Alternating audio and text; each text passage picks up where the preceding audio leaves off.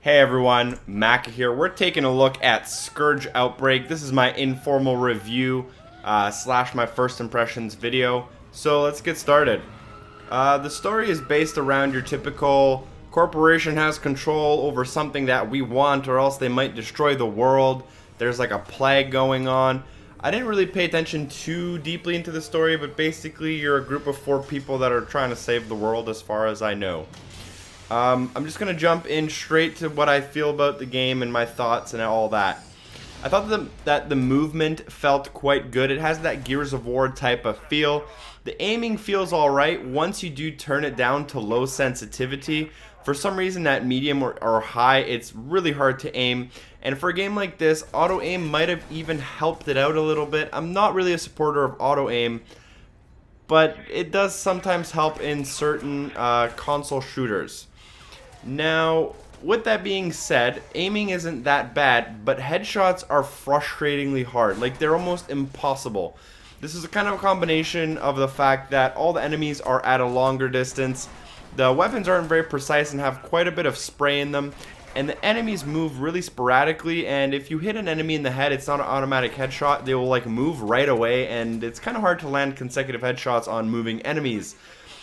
Moving on from there, the enemy AI isn't very good. They kind of run around aimlessly, sometimes towards you, sometimes away from you, but with no real plan or goal at all.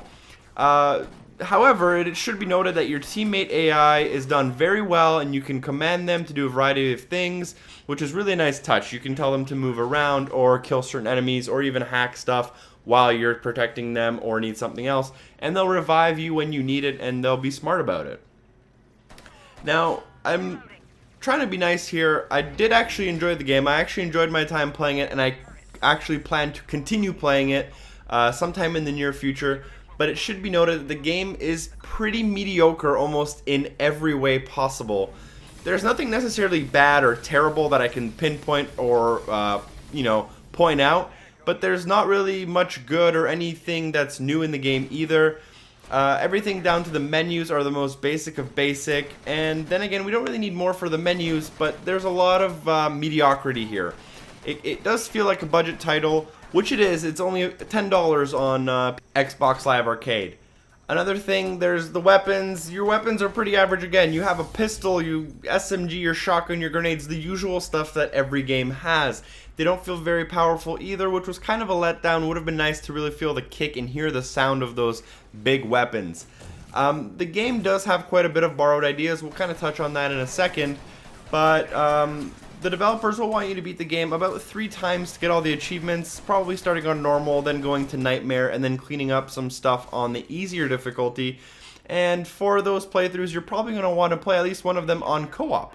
So co-op's actually a really nice touch. They let you play with a total of 4 players online. It doesn't add necessarily anything new to the game, whereas some games either have separate co-op campaigns or they let you do specific co-op tasks. There's nothing incredibly unique. The game stays the same, but it is a nice touch to have those friends along there with you. But if your friends aren't there, your teammates are just replaced with AI. So, unfortunately, if there was a mediocrity award for being a completely mediocre game, this game would probably win that title.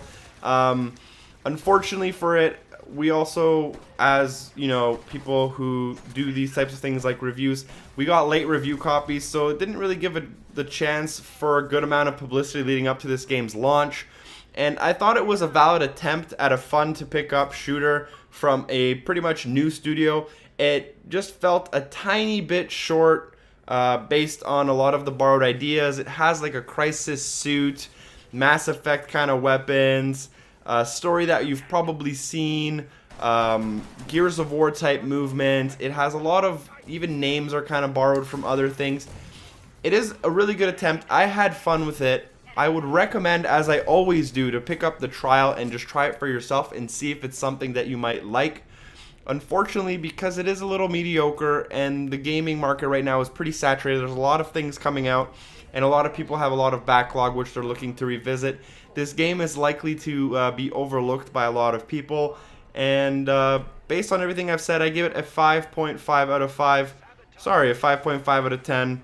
And I'm excited to see what else this studio can do. Hopefully we do see them in the future. Thanks for watching, guys. As always, hopefully I see you in the next video. Peace.